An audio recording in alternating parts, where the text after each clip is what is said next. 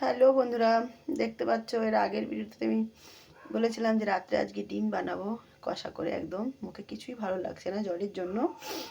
তো দেখো আমি বেশ কিছুগুলো ডিম সেদ্ধ করে ছাড়িয়ে নিয়েছি। দুটো ডিম একটু খারাপ হয়ে গেছে, আর এখানে দুটো ডিম রেখেছি আমার ছেলের জন্য, তরকারিতে দিলেও খাবে না তাই। তো ডিমগুলোকে আমি এখন কষা কষা করে বানাবো। ছুলে পরিষ্কার করে নিলাম। আর আমি ডিম সবসময় না কুকারে সেদ্ধ করি, একটা কুকারে সিটি দিলে সেদ্ধ হয়ে যায় কিছুক্ষণ রেখে দিলে, আর বেশি টাইম লাগে না। তো তাড়াতাড়ির জন্য হচ্ছে এই প্রসেস। যারা না জানো তারা কিন্তু অবশ্যই ট্রাই করতে পারো। তো দেখো আমি এর মধ্যে নুন হলুদ দিয়ে দিয়েছি, একটু হাতে অল্প করে মিশিয়ে নিই ভালো করে। বেশ ভালো করে মেশানো হয়ে গেছে। এখনও কিন্তু হালকা সর্দি আছে, তাই আমার কথাটা কিন্তু নাকে নাকে আসছে, কেউ কিছু মনে করো না। তো এদিকে দেখো তেল গরম হয়ে গেছে অলরেডি, আমি কড়াইতে তেল দিয়ে দিয়েছিলাম, ছেড়ে দিলাম। এবার দিয়ে দিচ্ছি ডিমগুলো। ডিমটা কিন্তু আমার একান্তই ফেভারিট, আমি ভীষণই পছন্দ করি। এখন দেখতে পাচ্ছ কড়াইতে কতগুলো ডিম আছে, কে কটা খাবে এখনও জানি না। যার যতটা লাগবে সে ততটাই খেয়ে নেবে। আমাদের মধ্যে কোনো কাউন্টিং নেই যে একটাই খেতে হবে কি দুটো খেতে হবে, তেমন কিছু না। যার যেরকম ভালো লাগে সে সেরকমভাবে খেয়ে নেয়, আর আমি সবথেকে বেশি খাই। ছোটোবেলায় জানো তো বন্ধুরা, ছোটোবেলায় এই একটা ডিমকে কখনো 4 টুকরো করে 1 টুকরো খাওয়া হয়েছিল, কখনো 2 টুকরো করেও 1 টুকরো খাওয়া হয়েছিল। আর এখন তো দুটো খেলেও মনে হয় যেন মন ভরে না, বুঝলে। দিনের সাথে সাথে সব কিছু বদলে যায়, তাই না? ডিমগুলো বেশ ভাজা হয়ে গেছে, আর বেশি ভাজবো না। এবার তেল থেকে একটু বের করে নিই। ভাজা ডিমগুলোকে তুলে নিলাম। তুলতে গিয়ে একটা ডিম যেটা একটু খারাপ হয়েছিল সেটা পুরো 2 টুকরোই হয়ে গেল, কোনো ব্যাপার না, সেটা আমি খাবো। এদিকে দেখো ভাজা তেলটা রয়ে গেছে, এর মধ্যে আমি দিয়ে দিচ্ছি 2টো টমেটো আর 2টো পেঁয়াজের পেস্ট করে রেখেছিলাম। তো ওই হলুদের মশলার মধ্যে রেখে দিয়েছিলাম, এটাই দিয়ে দিলাম আগে। কেমন ধোয়াটা উঠে একদম ভেজলা হয়ে গেছিলো না, একদম ঝাল ঝাল কষা কষা ডিম হবে আজকে। কেননা মুখে কিছুই টেস্ট লাগবে না, তো টেস্টটাকে তো চেঞ্জ করতে হবে, তার জন্য আর কী করবো, যেটাই রান্না করছি খেতে ইচ্ছে করছে না।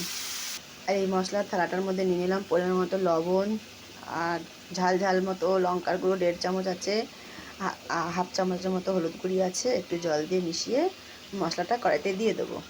সম্পূর্ণ মশলাটা জল দিয়ে মিশিয়ে দেখো দিয়ে দিলাম। এই মশলাটাকে ভালো করে ভেজে নেব। মশলা যত বেশি ভাজা হয় তরকারিতে কিন্তু ততই বেশি টেস্ট হয়। এবার দিয়ে দিলাম এতে হাফ চামচ ধনের গুঁড়ো, একটু ভালো করে মিক্স করে নিই। বেশি মশলা মানে এই কটা মশলাই খাওয়া হয় রেগুলার, রসুন আদাটা একটু কমই খাওয়া হয় আমাদের। তো এর মধ্যে আমি আদা রসুনটা দিলাম না, কেননা বললাম তো মুখে একদমই টেস্ট লাগছে না, আর রসুনটা দিলে জানি কেমন কেমন লাগবে খেতে, তাই রসুনটা আজকে ব্যবহার করলাম না। এবার দেখো বন্ধুরা মশলাটা কিন্তু বেশ ভালোভাবে কষানো হয়ে গেল, আর একদম কমে গেল। দেখো অনেকটাই লাগছিল কাঁচা অবস্থায়, এখন কিন্তু একদমই কমে গিয়েছে। আর দেখো তেল ছেড়ে দিয়েছে, মানে মশলাটা ভাজা হয়ে গেছে। তো এবার আমি দিয়ে দিচ্ছি এর মধ্যে ভাজা ডিমগুলোকে, মশলার সঙ্গে ভাজা ডিমগুলো দিয়ে একটু ভেজে নেব। এভাবেও কিন্তু ভীষণ ভালো লাগে খেতে। এর মধ্যে কোনো স্পেশালিটি নেই, আমি সাধারণত যেভাবে সবাই রান্না করে আমিও ঠিক সেভাবে রান্না করছি, কোনো স্পেশালিটি নেই। তো দেখো মশলাটা যখন মাখিয়ে নিলাম ভাজা ডিমগুলোর সাথে, কত সুন্দর লাগছে।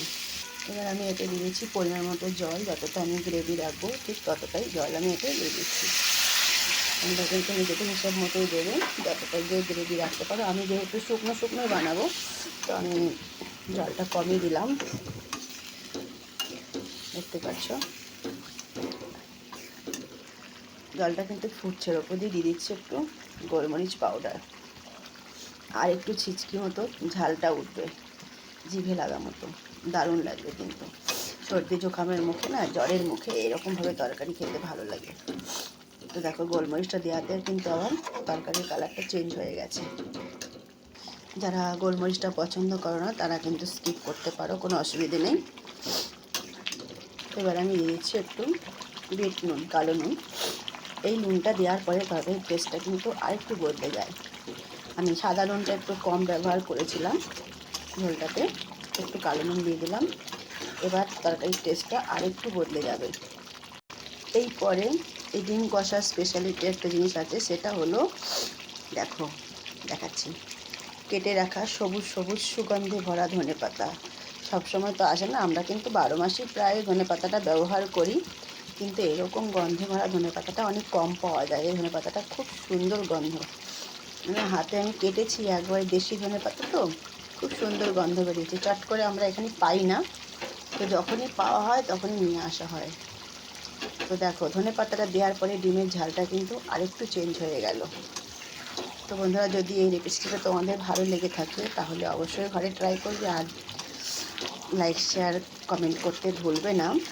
আর আমার ফেসবুকের নিচে দেওয়া রয়েছে, পেজের নিচে ইউটিউব চ্যানেলের লিঙ্কটা, যদি পারো সাবস্ক্রাইব করে বেল আইকনটা ক্লিক করে দেবে। আর যেভাবে ভালোবাসা দিয়ে যাচ্ছ, ভালোবাসা দিয়ে পাশে থাকবে। অবশ্যই আমিও সবার পাশে আছি, পাশে থাকবো সবসময় ভালোবাসা দিয়ে। এই প্ল্যাটফর্মে আমরা কাজ করছি, এখানে কোনো হিংসে নেই, হিংসে করে কিছু হবে না। হিংসে যে করবে সে সেখানেই বসে থাকবে, আগে যেতে পারবে না, বরঞ্চ আরও পেছনে হয়ে যাবে। তো হিংসে ছেড়ে ভালোবাসা দিয়ে এগিয়ে চলার চেষ্টা করো সবাই, আমিও করছি। মাঝে মাঝে আমি ডাউন হয়ে যাই, সত্যি কথা বলতে, কাজের চাপটা আলাদা রকমের আছে, আর তারপরেই যদি শরীর খারাপ হয় তখন এরকম প্রবলেমটা হয়ে যায়। তো চেষ্টা সবসময় থাকছে। তো আমার ডিম কারিটা কমপ্লিট, গ্যাসটা বন্ধ করে দিই। সবাই ভালো থেকো, সুস্থ থেকো, সবাইকে টাটা বাই বাই। আর কারা কারা ডিম কারিটা খাবে অবশ্যই কমেন্টে জানিও। ধন্যবাদ সবাইকে।